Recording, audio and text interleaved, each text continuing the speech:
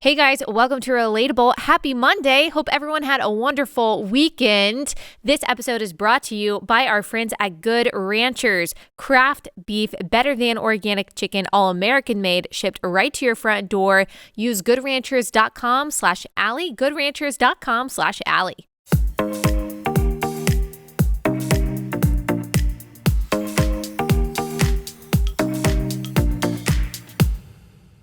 All right, guys, we've got a lot to talk about today. We are going to talk about a couple things. We are going to discuss the CDC quietly changing the developmental, communication, fine motor skills, milestones for toddlers, and what this may have to do with the harms of mask wearing and virtual learning, lockdowns, things like that.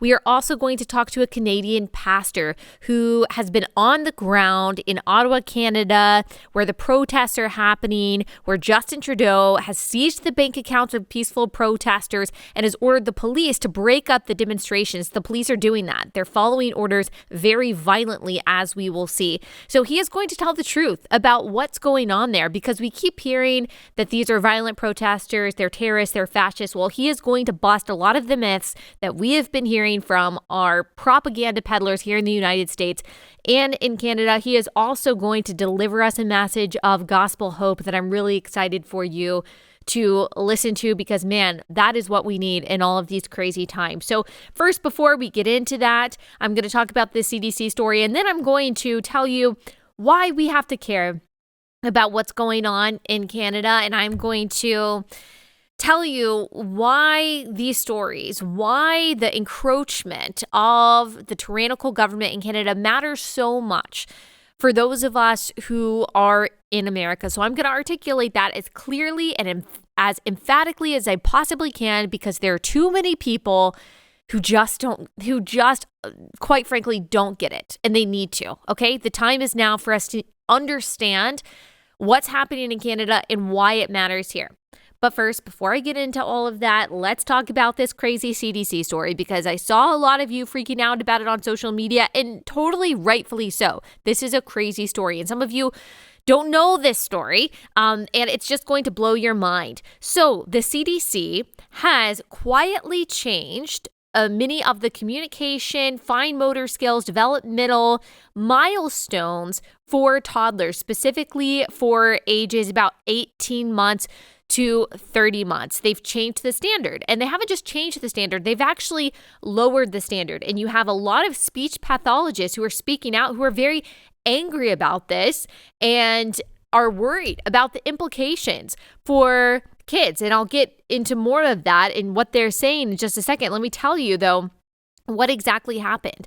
So the CDC quietly changed the developmental, fine motor skills, and communications milestones for toddlers. And so let me compare what the milestones were in March of 2021 and what they have just changed it to, without saying, hey, here's the science behind this.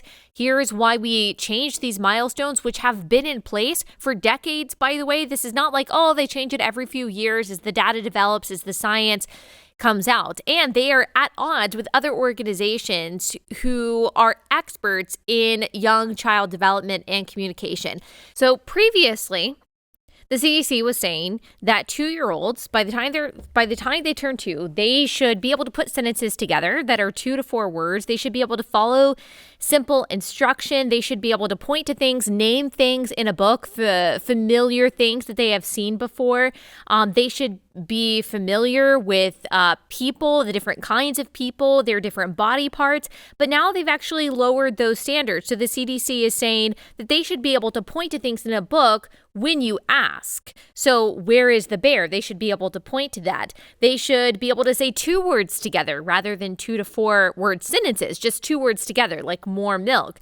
Points to 2 body parts when you ask him to show you. Uses more gestures than just waving and pointing, like blowing a kiss or nodding yes. Honestly, things like nodding yes and blowing a kiss, that's something that kids really should be doing before 2 years old. So the CDC is changing these milestones, and they're lowering the standard for kids in communication. It's obvious that they are trying to say that now 2-year-olds really shouldn't be quite as independent when it comes to what they are communicating. Really, they should still be, the CDC is now saying, kind of in responsive and repetitive mode. But in reality, if you look at other standards by other pediatric organizations that specialize in this kind of thing, speech development, communication for kids, by 2 years old, they should really be past that. And while there is a range of development for children, these standards are really important because they help parents understand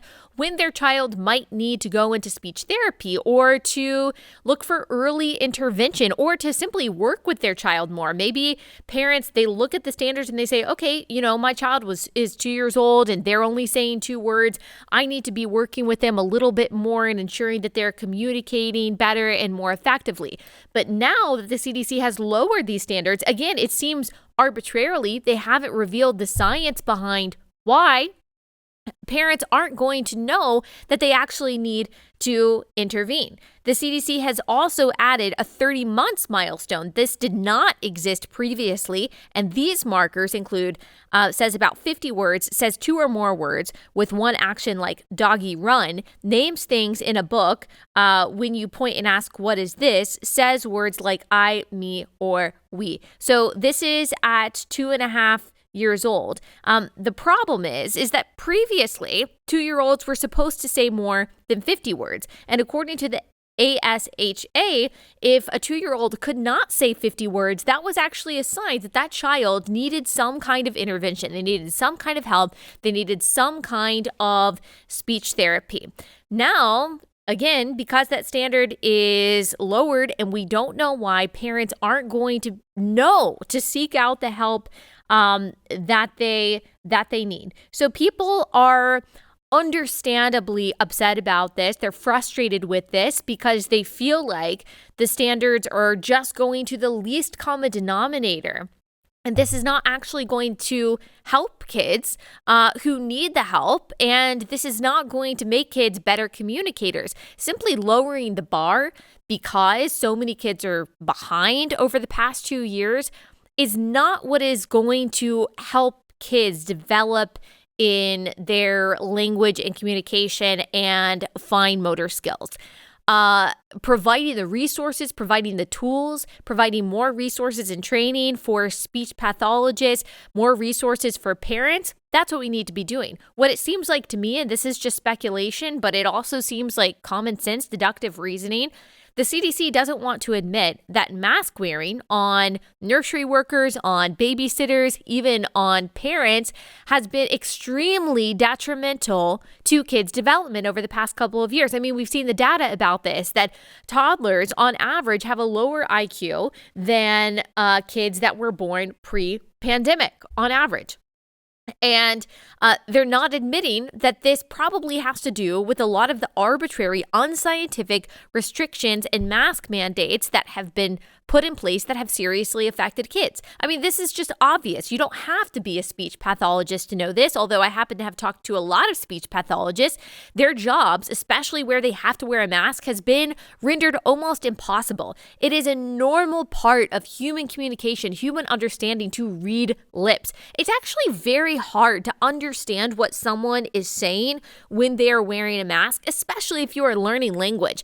I was on the plane a couple days ago with my husband, and of course we have to wear our masks, and he's trying to say something to me, but he obviously doesn't want to talk too loud because we're on an airplane. I literally could not for the life of me understand what he was saying. He had to pull down his mask and use the same volume to communicate what he was trying to say to me. I had to read his lips to understand what he was saying. I mean, you can multiply that times 10 if you're talking about a child who is just learning how to talk, how to form words, and then you can multiply that even more when you're talking about a child that either has special needs or is just a little bit behind when it comes to speech. They're trying to learn how to say their R's, they're trying to learn how to say their L's. They're trying to understand, especially kids with autism, trying to understand human emotion, understanding facial expressions to try to mimic those facial expressions and emotional reactions, and also understand emotional reactions in other people. I mean, that's also part of building empathy and good listening skills, not just good talking skills. All of that is taken away with masks. And so to think that mask wearing wouldn't have negatively affected kids in their most formative years, it's illogical. That is anti-science. But we already know the CDC is an anti-science organization. I'm sure there are a lot of great scientists that work there, but they are a political front, and they are never going to admit that they were wrong on masks. They were wrong on recommending any kind of virtual learning when they ever did. They were wrong to side with the teachers' unions and Democratic politicians when it came to shutting down schools and lockdowns and things like that. They were wrong. And we may have irreversibly damaged an entire generation. This also, I think, reflects really the progressive ideology about anything when it comes to economic policy, when it comes to social policy, when it comes to any kind of academic policy. They always try to achieve their convoluted versions of equity and equality, not by trying to raise up those at the bottom, but by trying to lower the standard to have some kind of fake definition of success. I'm sure you guys saw this story several weeks ago. There was a story about a high school in Baltimore where it was 70% of the graduating class had a kindergarten reading level.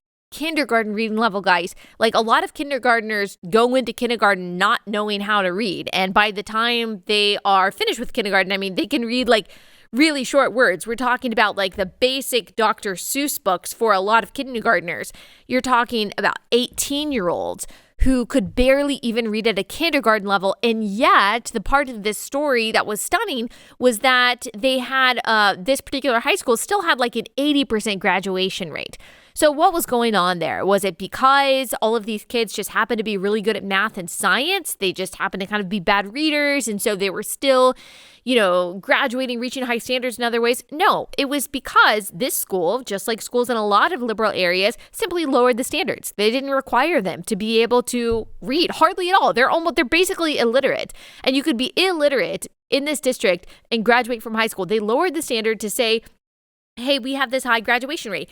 That's what progressive policy so often does. Even if you think about the principles of socialism, it's not actually uplifting those at the bottom. It's just taking away what the people at the top, not even people at the top, but people in the middle have, giving it to those at the bottom so everyone has equal levels of misery. That's what the CDC story reminds me of, rather than, again, equipping people who are struggling to help kids who have fallen behind, especially over the past couple of years. We're just going to make sure that all toddlers fall behind. And when do they catch up, by the way? Because it has been known, again, for decades that if a 2-year-old can't do the things the CDC used to say that they had to do, speak 50 words or more, that was a serious problem. That was a developmental problem. Again, that necessitated intervention.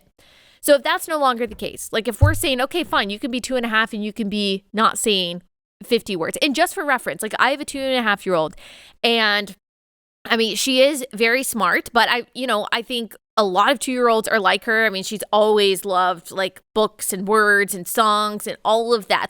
But she probably knows, because we keep track of this, she probably knows 300 words. She's very observational. She loves naming things. And sometimes she just shocks me with how much she knows. And I don't even remember teaching her that. But she probably knows 300 words. So that's her. And then this is the CDC saying that when you're 2.5, you shouldn't even know 50 words. Oh my goodness. She probably knew 50 words, I don't know, right after she turned 1. And, I think, yes, she is smart, but I think that there are a lot of smart 2-year-olds who we are now going to say, other people don't have to try to reach that standard. Talk about creating gaps. This is actually not going to create the equity or equality that maybe the CDC and progressives say that they want, because I'm not going to stop teaching my children and making sure that they know tons of words by the time they're 2 or 2.5. I'm not going to start applying the CDC's lower standards to my kids. I'm going to ensure that they know as much as humanly possible. But then maybe you have new parents who don't know any better, who look at these new CDC standards and just think, well, yeah, 50 words is fine by 2.5, and they're not going to get the intervention or the help or the speech pathology that they need.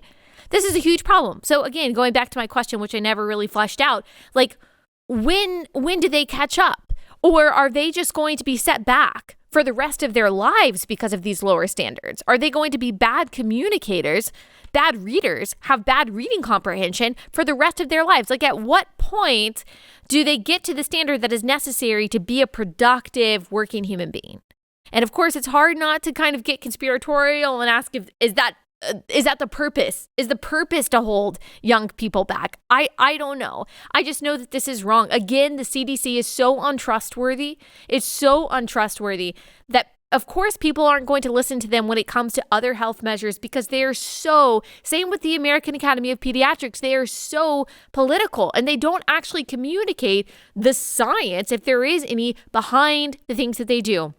Never articulated science behind child, especially 2-year-old mask wearing. They never articulated the proper science behind how the vaccines were actually going to be effective. They've never even articulated good science or provided good studies for universal mask wearing for adults.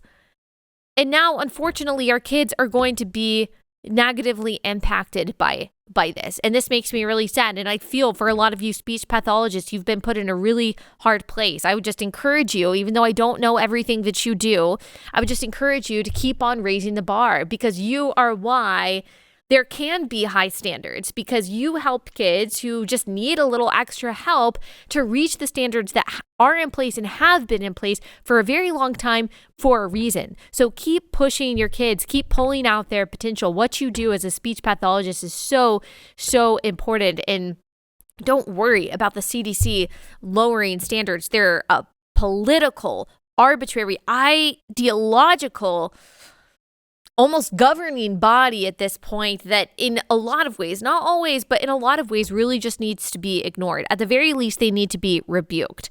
All right, that's all I want to say on that. There's a lot more that we could say. Maybe we'll have a speech pathologist on sometime in the future to talk about why this is such a big deal. I just wanted to give you my perspective as a mom. This just makes me really sad, and I know that I speak for a lot of you when I say not my child, not my child. I don't look to the CDC to tell me how advanced my child should be verbally. We should all be dedicated to as much excellence as possible. One thing I want to say about that, I think it also has to do with not just COVID stuff, but also just like the rise of virtual babysitters, in that I think a lot of kids are in front of screens more than they used to be, and that is probably negatively affecting their development in some ways too.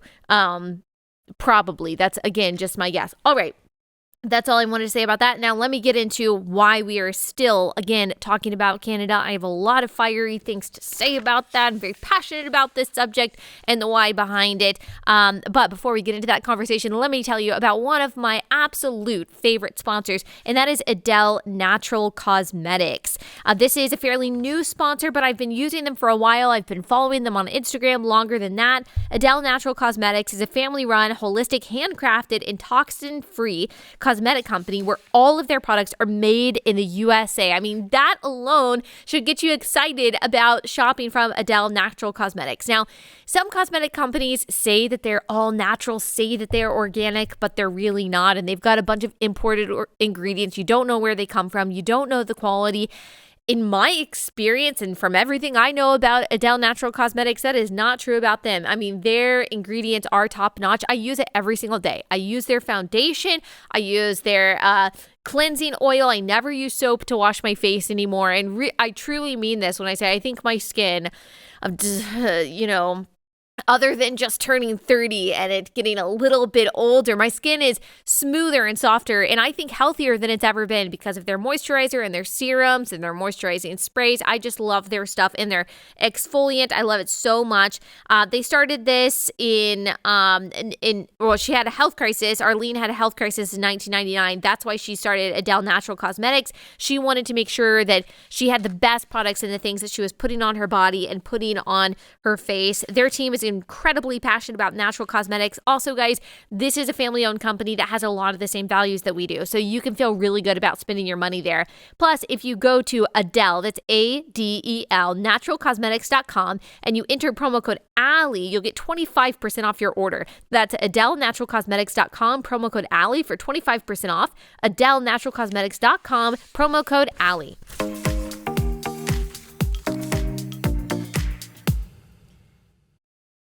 Okay, so before I get into the conversation with the pastor, Pastor Steve Richardson, let me tell you why we've talked about Canada so much. So we typically focus on this show on American culture wars and issues within the American church, but we've also dedicated quite a few episodes to Canadian tyranny.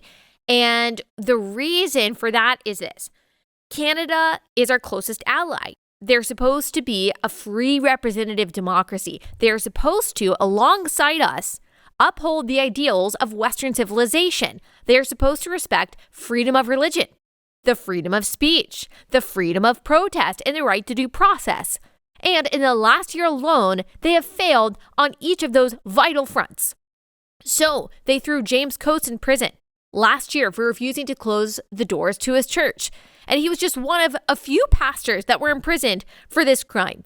And the total lack of outcry from Christians here in the States who pride themselves in, quote, speaking truth to power and social justice and making good trouble was and still is appalling. And then you've got Bill C-4, which we've talked about, which is billed as a ban on conversion therapy, but is actually just an outright criminalization of biblical counseling, of talk therapy and Christian speech.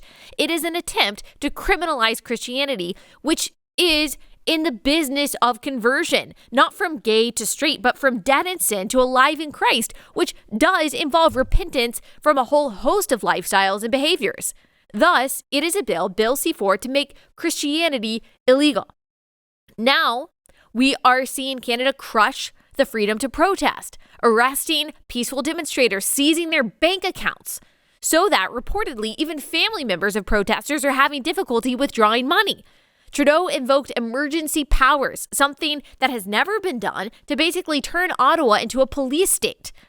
This also violates the right to due process, all because truckers and other working class Canadians are opposing the vaccine mandates and the lockdowns and the restrictions that have unscientifically and in such a draconian and cruel way have inhibited the lives and the freedoms of Canadians.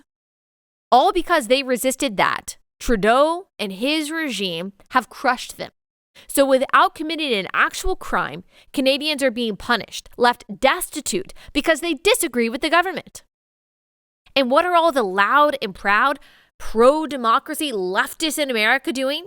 Nothing. They don't care. They think Trudeau, the same guy who said in 2013 on tape that he admires China because of its, quote, basic dictatorship, is right for punishing these truckers and working class families. They think it's great. They would not bat an eye if the police started spraying these people with bullets. And how do I know?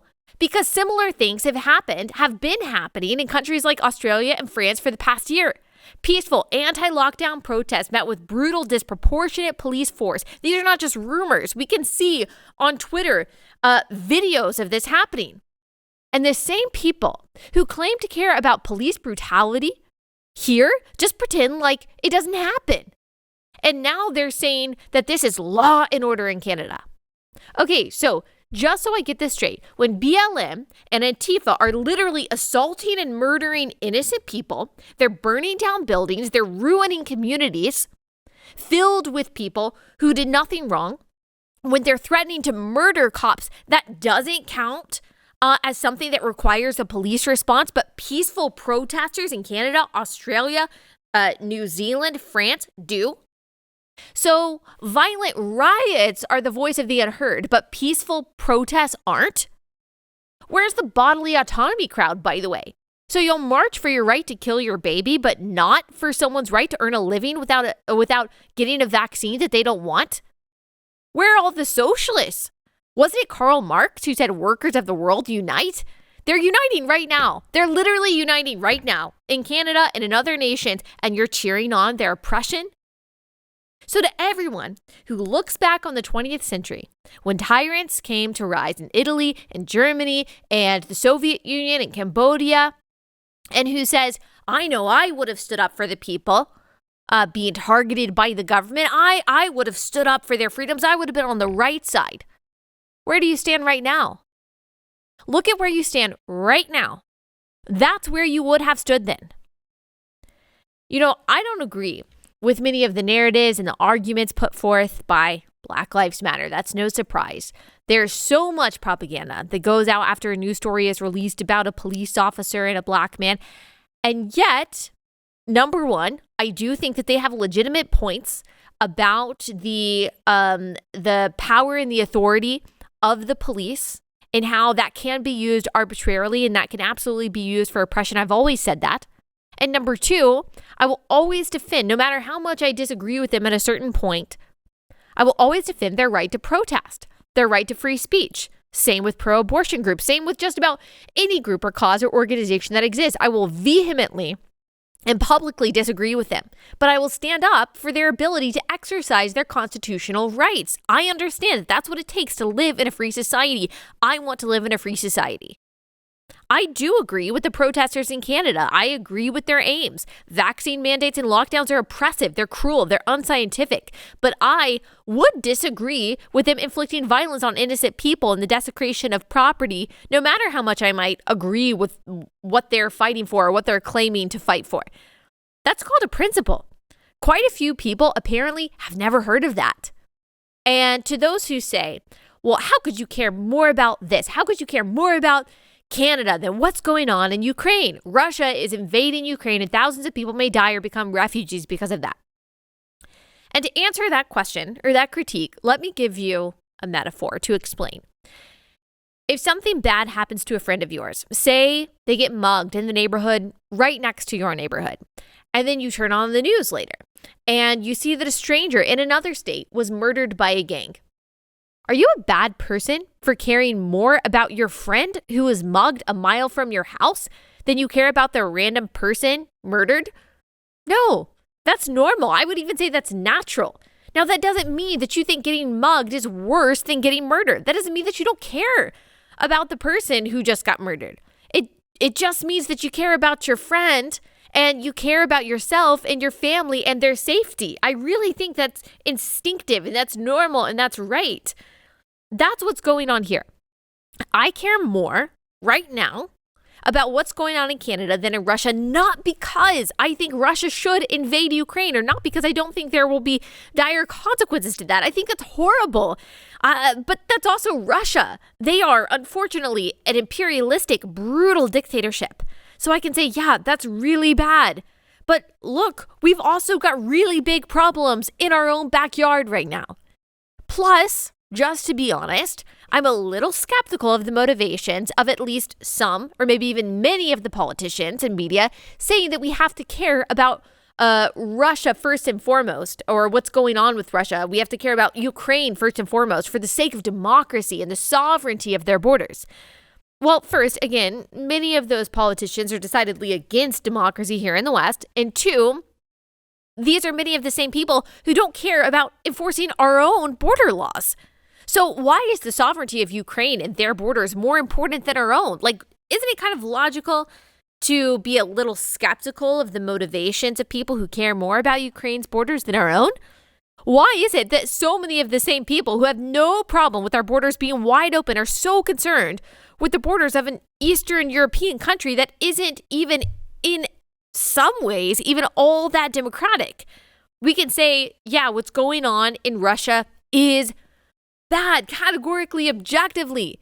Lots of countries do bad things, including China, which is way more of an international threat, in my opinion, than Russia. And a lot of the same people who care so much about what's going on in Ukraine don't care at all that China has been colonizing countries in South America, in Africa for years, and has said nothing about the fall of Hong Kong. So again, I'm just a little skeptical about the motivations there. I'm not saying that what's happening in Russia and Ukraine doesn't matter. again, or that I approve of it. I just care more right now about what is going on in our backyard. I'm watching our closest ally, a supposedly democratic country, devolve into tyranny. And that's not supposed to be high on my priority list. I would have to hate my own country, be apathetic toward liberty, and be totally calloused toward my children and their future to not be paying super close attention to what's going on in Canada. Canada is a bellwether of what's to come in the United States. So it is only right, logical, reasonable to dedicate my attention to this. We will talk about Russia and Ukraine in the coming weeks and months, I'm sure, but not today. Today, our eyes are here on the United States and on Canada.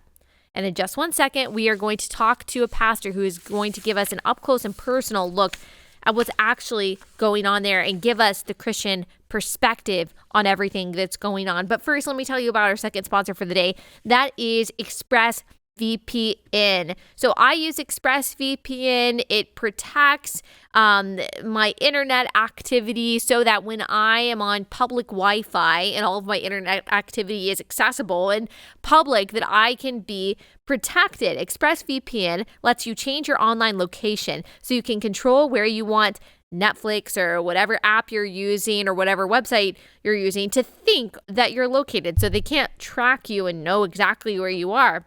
Like I said, I love ExpressVPN. I just have it run in the background. We've got one account and we use it on several of our devices. I think it works on up to 5 different devices. And you just download the app and you create your account, you log in, and it's on our phones, our computers, our iPads, and I just feel protected. I feel like my information online is being protected, and I like to know that whoever is trying to track me, whatever website or app is trying to track me, that they're not able to get my actual location. I think we should probably all care about that. So that's exactly why we use ExpressVPN. It doesn't slow down your internet or anything like that. It's really easy to use. That's probably my favorite thing about it. So go to expressvpn.com/Allie to get an extra 3 months of ExpressVPN free. That's expressvpn.com/Allie. expressvpn.com/Allie.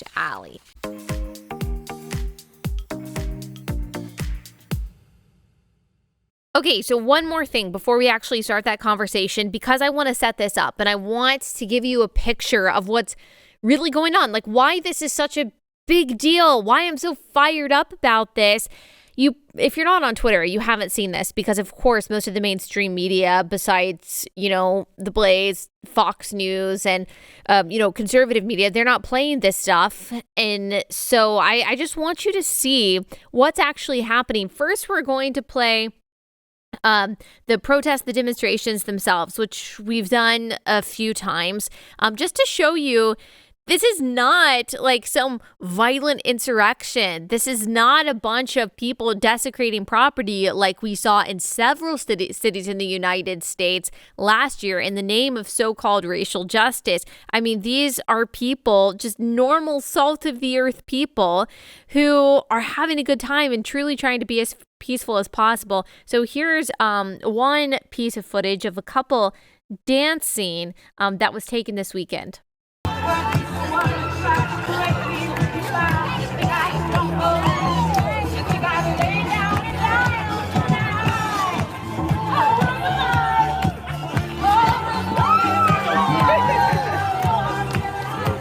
So, I mean, that's just pure. Like, does that look like a protest or a demonstration that needs to be broken up by police with batons?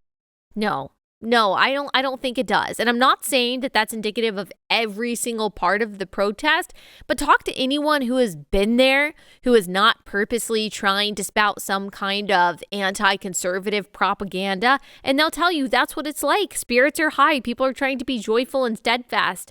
And then here is the response of protesters. So I just want to set this up for those of you who are just listening rather than watching on YouTube. These are peaceful protesters, and you see a line of police officers who are trying to push back against them, and the protesters are yelling at the police officers, "I love you, I love you." I mean, that's incredible. Here's that clip. Do Well, they're wearing names on there. We love you! We love you! We love you! We love you! What the heck is that? So that loud bang that you heard is the police officers. That's their warning bang. So you heard the protesters saying, I love you to the line of police officers. And then you heard that loud bang, which is basically a warning that we're about to push back against you until you leave. And as we will talk about with this pastor, and as you're about to see, that also means abuse by the police. There was one clip that was going around of a woman who had a walker who was at the protest, who was knocked over by a police officer on a horse. And then you actually see the horse walking over this woman. She was later hospitalized. Here is the footage of that.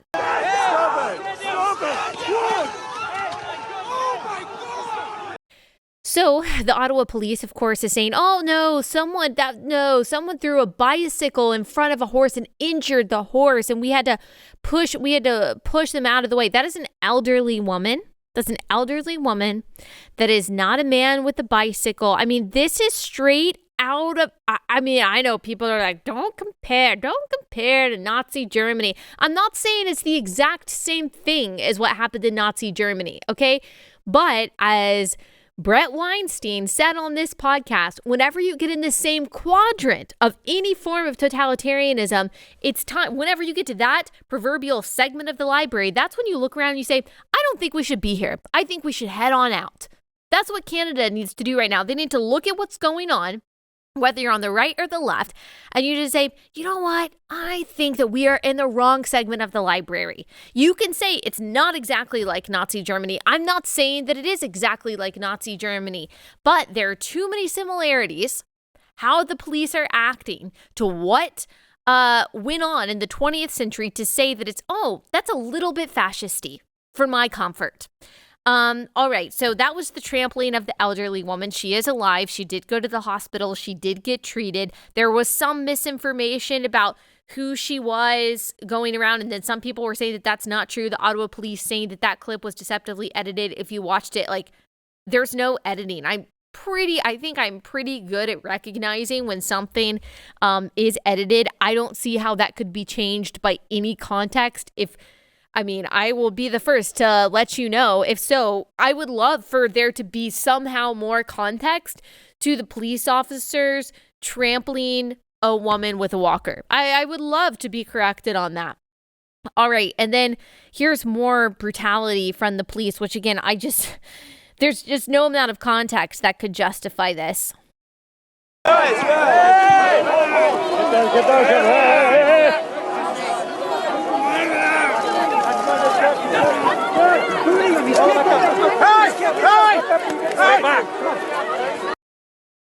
That just makes me want to cry. You're seeing the police knee this guy in the stomach who's not armed. He's just trying to defend himself, holding his hands up. He starts crumpling to the ground. And then a wall of police officers tries to cover up the beating, what's happening, so that the camera can't see it. And then here's this woman. She is in Ottawa. She is trying to get some coffee. And here's how the police handle that interaction. I can't even go down there for coffee. No, go grab your stuff and leave. You're in the red zone right now. If you don't leave right now, you will be arrested. Do you understand me? I can't go for a coffee. Grab your stuff, because if we see you, we'll be patrolling all day. If we see you again, it'll be different. Leave. I tell you. Take your camera and get out of here. If you're not watching on YouTube, you really need to. It's hard for me to describe that. She's filming it, obviously, with her phone. At the end, you see the police officer grab her phone, push it down, and then you actually see the camera is then aimed right at the gun that's on the holster, and he's saying, what did I tell you? If I see you again, it's going to be different. What does that mean? So these people are being threatened with their lives. They're being threatened with violence by the police in a so-called Western democracy for peacefully protesting, for walking outside trying to get coffee. She's not doing anything. And you're going to tell me this isn't the biggest freaking story in the world right now? I'm sorry, but no. Thankfully, our guest is going to, his story is gut-wrenching, but he's a lot calmer than I am about this. And so he's going to remind us of the peace of Christ and the hope that we have. And it's good too, because it's easy for me to get very worked up about all of this. We have to care, but we have to balance it with trusting God's sovereignty. And that's exactly the balance that our next guest brings us. So finally, no more build up. Without further ado, here is Pastor Steve Richardson.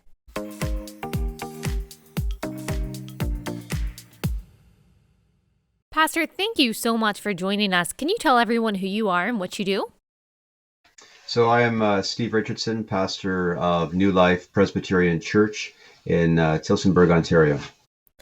And I've been following some of your tweets about what is going on there in Ottawa and different parts of Canada. Can you tell our American audience, who, like a lot of Canadians, are basically just hearing the negative side of the story, or really what I would say is propaganda, that these are violent protesters, they're breaking the law, and Trudeau is just, very gently kind of enforcing law and order so that Canadians can get back to their life. What would you say to that as someone who has kind of been on the ground and talked to people and who really knows what's going on?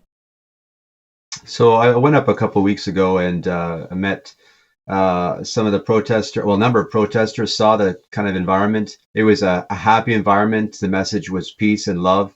I know some of the truckers that are there, and all of them fully committed to peace. Their desire is simply that our freedoms, our liberties would be given back to us as people.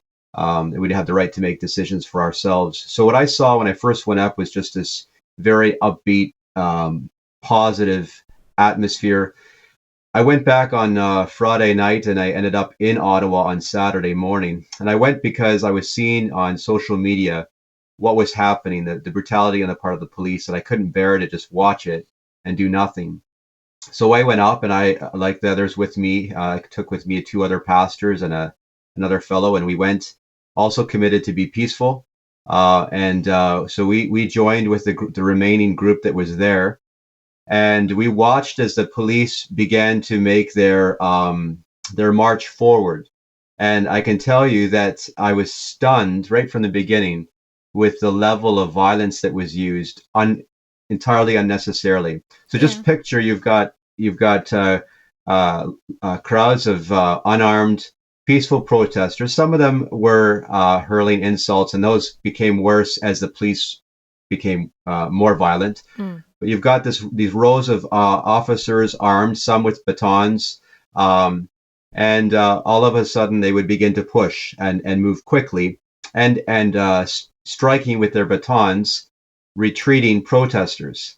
I myself was on 4 separate occasions assaulted by a police officer, different officers, different scenarios.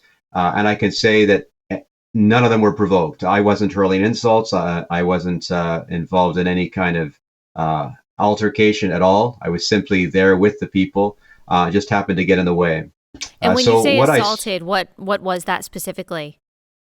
The first time I was struck by a police officer in the head and thrown to the ground. The second time I was trying to help an older man who had been knocked to the ground and was being beaten, and I was struck with a baton.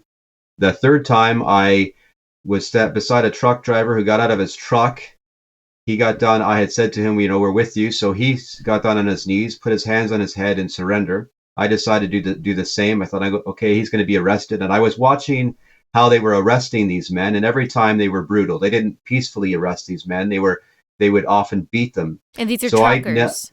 These are truckers who had hands on their head in full surrender, quiet surrender. So I'm sorry, I'm just going to pause for a second, just because I want to make sure that everyone has the context. Not everyone has, a lot of people in America really haven't been following this very closely. Of course, we've talked about it on our podcast a lot, but the American media is focused, on other things, as you can imagine, and they're certainly not covering what you are describing. Sure. So we know kind of why the police are there, because of the emergency powers that were invoked by Justin Trudeau. And we know that the police have been trying to basically break the back of these protests for the last week or so. You described, though, a couple minutes ago, I think it was in Ottawa, that you said that you saw the police marching forward. Like, tell me what that confrontation was like. What exactly did that look like? And when you're saying that you saw several instances of violence, police against peaceful protesters,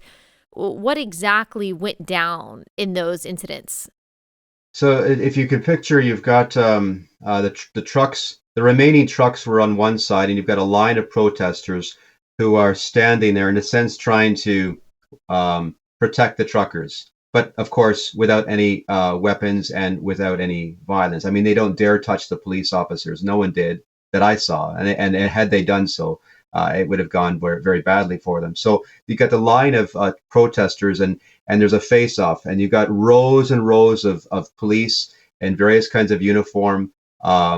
Some who are on, there's no markings, no names, no badge numbers, and heavily armed, more police than there are protesters.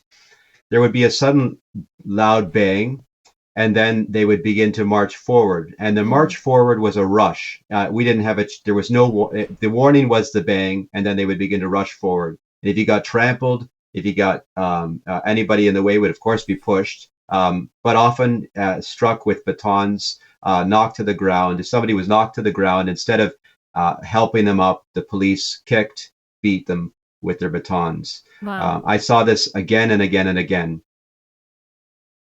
Wow. And how did this, what effect did this have on the protesters? Did this make the protesters dissipate? Like, what was the impact of this? It was very emotional. There were a lot of tears. A lot of people are just brokenhearted. A lot of protesters saying, guys, why are you doing this? Well, you don't need these weapons. Why are you hitting us? We're peaceful. We just want peace. Of course, the police, there was no interaction on their part. There was some anger. I mean, some of the protesters would hurl insults like Nazi, and I think that's the only thing that I could say against the protesters at that points. The insults were pretty serious, but you can imagine their frustration and anger as they were seeing these kinds of things, and not being able to do anything, realizing that it was futile to attempt to in any way resist the police. So for the claims that these are violent protesters, insurrectionists, rioters, is there any truth to that, at least from what you've seen of these protesters? I saw nothing of that. I saw, of course, you got a mix of people. I saw a lot of just ordinary Canadians, working Canadians, and I was actually stunned at the peace and the self-restraint of these people. There were certainly a few that were trying to rally the crowd to hold the line, but holding the line simply meant standing there as the police pushed them. But there was a real general spirit of wanting to be peaceful and not allow the police to sort of suck them into a confrontation. And so that was quite moving. And I can tell you, I saw nothing of violence on the part of the protesters, not on Saturday, not the previous week. It's possible there were occasional moments, but if you saw what I saw, what would have amazed you is the self-restraint. To see, for example, an older man on the ground being beaten, helpless, it took all that was in me not to act out, to protect him. Yeah, I can imagine. That's just kind of instinctive. And so you said that the police don't respond, that they don't, have any interaction on their part with the people who are either hurling insults at them or who are just asking them, why are you doing this? Does it surprise you that the police, at least in Ottawa, have followed these orders, that they're willing to treat their fellow working class Canadians in this way? Has that shocked you? Absolutely. Yeah. I think that's probably what caused so much dismay and so many tears on Saturday, is that I think we're shocked that our fellow citizens would do this, would in some cases seem to relish it. I had one encounter where a police officer spoke to me. I was stuck, myself and a reporter were stuck between two trucks and the crowd on the other side, and we couldn't move, and he's pushing us. And so we tried to reason with him. The reporter said, "I'm a reporter. I can't move." I said, I'm a Christian pastor. We're stuck here." And he just looked at us and said, "I don't care." Wow. So I think that reflected very much the spirit of it. There were occasional police officers who had tears in their eyes. I think not everyone there wanted to be there, but there were definitely those who seemed to enjoy it. Wow. That's really such a shame. I think the feeling of helplessness is what makes me the saddest in thinking about this, that there's no reasoning with the people who are inflicting this kind of violence and brutality, because there's really no rationale. There's no rationale to it. I'm sure they have their own, the police have their own, justifications. Maybe they just say, we're just following orders. We're just doing our job, which that in itself is quite frightening. In your opinion, Yes. Where do you think this goes from here? It's hard to say. I see a growing momentum on the part of ordinary Canadians to resist and to want to do something. I've heard of a call for a general strike across the nation. I know there's a convoy in BC. I don't know, but I fear that the peaceful protesting not being received, not being heard, will at some point turn to violence. And I think that's the fear of many right now. Now, this is not your first time disagreeing with the Canadian government. You racked up, I think it was $600,000 in fines. Is that correct? And you were, I guess, faced with 6 years imprisonment because of your defiance to lockdown orders, your refusal to close your church. Is that correct? Yeah. So basically, on 6 separate occasions, I was charged by the police for gathering my congregation for worship. And each charge carried with it a maximum of $100,000 of fines and 1 year in prison. So the total tally at the end was 6 years in prison, $600,000 in charges or in fines. And thankfully, that has been resolved in court at this point. But and of course, in our case, it wasn't a protest. It was simply Christians meeting for worship. Wow.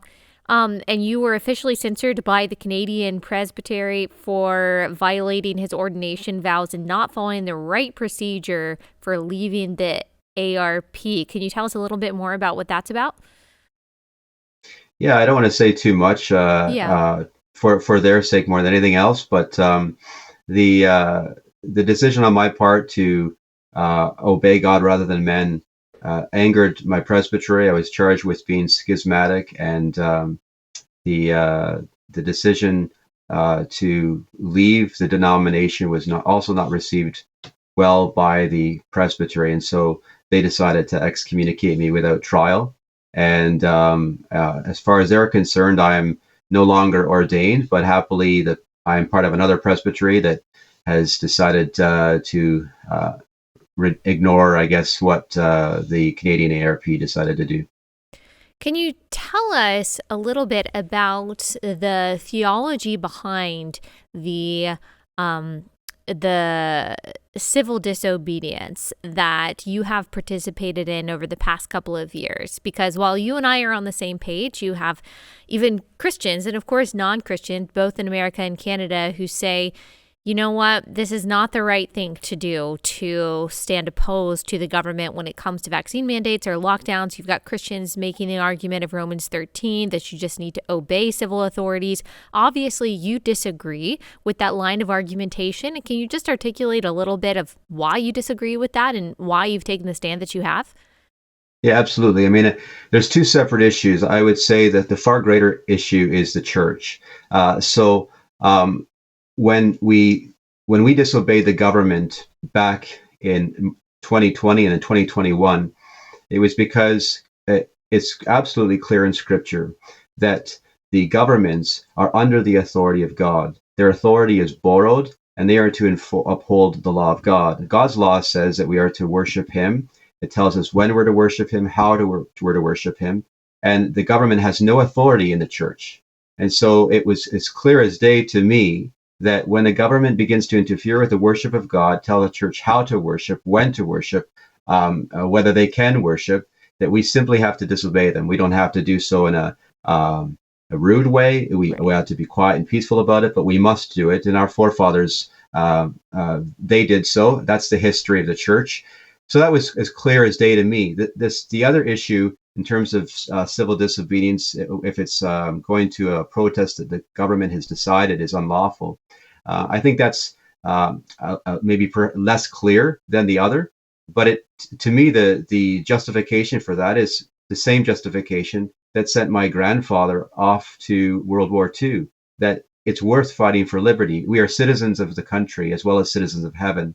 And so it falls on us to defend the freedoms that are God-given. And if we don't stand up, then our children and grandchildren suffer. Yes. Do you agree with the statement by John Knox? I think we still have it up, that resistance to tyranny is obedience to God. Is that a maxim that you agree with? Absolutely. Yeah, I agree with it too. Unfortunately, even among those who, okay, say you disagree with that, say you have theological contentions with that statement, there are unfortunately a lot of Christians, a lot of so-called evangelicals here in the United States, that they allow their disagreement with that to refuse to stand up for people like you or James Coates. They refuse to even see it as a religious liberty issue. And they're Christians like Russell Moore, like Tim Keller, Francis Collins, who have basically castigated anyone who has, kept their doors open and defied lockdown orders. Has that surprised you, seeing the cowardice and really the divisiveness, lack of integrity of a lot of Christians who have kind of thrown other Christians under the bus? Yes and no. So when it comes to some like Russell Moore or Tim Keller, it hasn't surprised me. There's been a trajectory we've seen already. With others, it has been tremendously surprising and disappointing.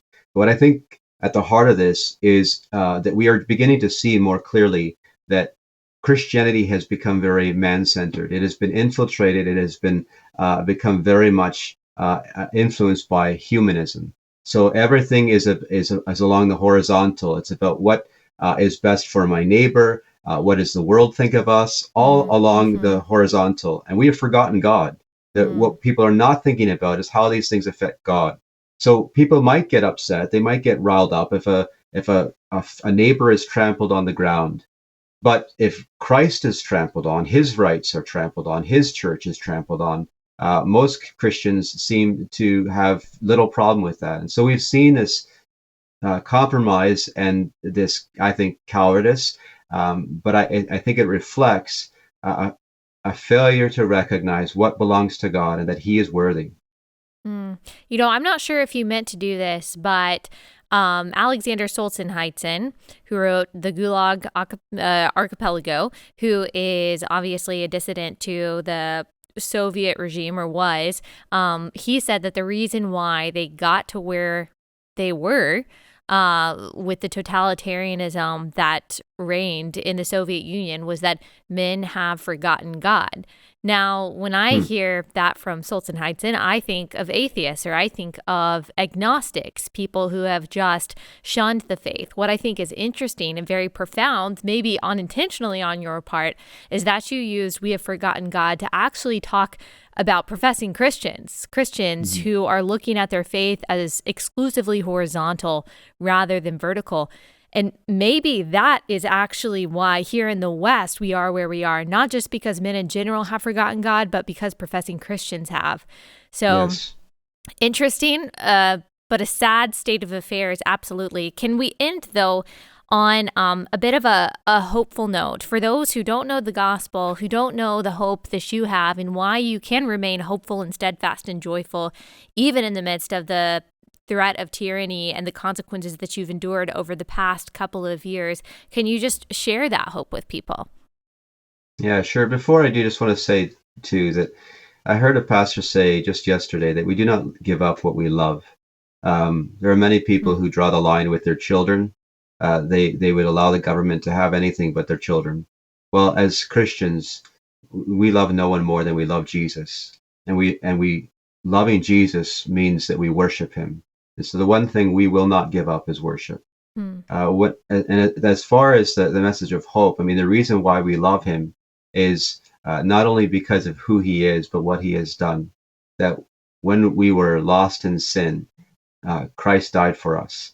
And that though we deserve, because of how we have lived, though we deserve to be punished in hell forever and ever, that Jesus has paid for our sins at the cross. And there's not a single sinner that is too sinful, that is too far gone to be rescued by this Savior.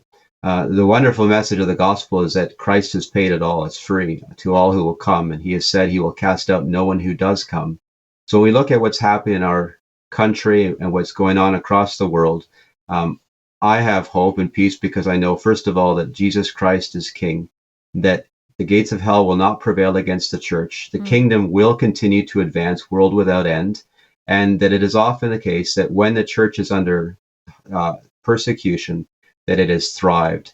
And as I look at a church that seems to, as the Bible says, wax fat and become complacent and lukewarm, that what would be the most helpful, I think, though I don't relish it, would be persecution, because then it seems that God's people are cast upon God and begin to see the vanity of what the world offers, and it is then that they become alive. And so perhaps this is what we need. Perhaps we'll see in the next generations hard times, but also joyous times and refreshing from the presence of God. Yes, the true church is refined by fire, not destroyed by it. And I think that is a place where we can put our hope, and that ultimate victory is sure. Even if we don't see small-scale victories, political victories here in this life, we will see an all-encompassing total victory when Jesus rules in totality. And that's certainly where my hope is derived. So thank you so much. Sure. Thank you for sharing what you have. We will continue to pray for you. I encourage people who listen to this show and who are watching this to send you encouragement and to pray for you, and all Canadians, but especially Canadian Christians and pastors. So thank you so much. Thank you for having me. It's been good.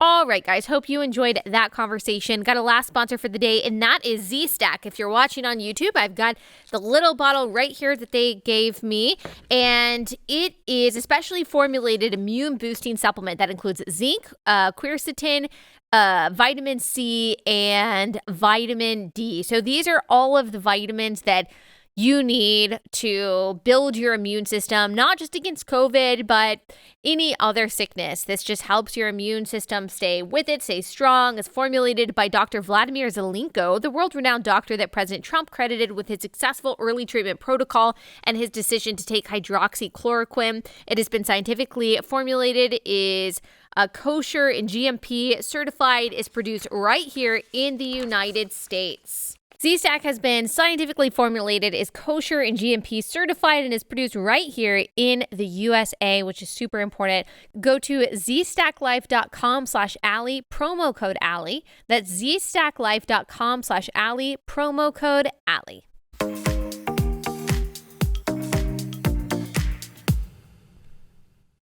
Okay, guys, that's it for today. We've got lots of good stuff coming out this week that I'm really excited about. I know we've done a lot of interviews over the past 2 weeks, but that's because there's so many people to talk about who have so much good expertise to lend. If you haven't listened to last week's episodes, we did a lot of good. We covered so much last week, so make sure you go back and listen to those. I also did a bonus birthday episode on Friday, just gave a little life advice and traveled down memory lane. And so go listen to or watch that if you haven't. Subscribe on YouTube. And also leave us a 5-star review if you love Relatable on Apple Podcasts. Thanks so much for listening. We will be back here tomorrow.